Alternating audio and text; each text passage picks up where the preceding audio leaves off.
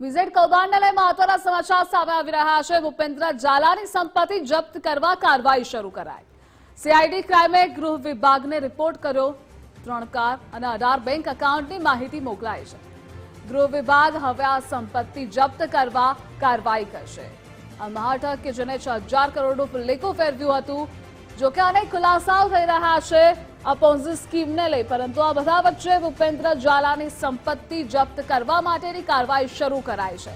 સંવાદદાતા નિકુંજ જોડાયેલા છે। નિકુંજ, ભૂપેન્દ્ર ઝાલાની સંપત્તિ જપ્ત કરવા કાર્યવાહીની શરૂઆત। જી, બીઝેડ કૌભાંડની અંદર બીઝેડ ગ્રુપનો મુખિયા ભૂપેન્દ્રસિંહ ઝાલાની હવે સંપત્તિ જે છે તે જપ્ત કરાશે। સીઆઈડી ક્રાઇમે ગૃહ વિભાગને આ રિપોર્ટ જે છે તે સોંપ્યો છે અને ઝાલા પાસે રહેલી સંપત્તિ જે છે તે જપ્ત કરવા માટે સીઆઈડી ક્રાઇમે જે છે તે હવે તમામ તૈયારીઓ પૂરી કરી છે। અત્યાર સુધીમાં 32 જેટલી મિલકતો જે છે તે ભૂપેન્દ્રસિંહ ઝાલાની મળી છે, જેમાં 3 જેટલી મોંઘી કારોનો સમાવેશ છે।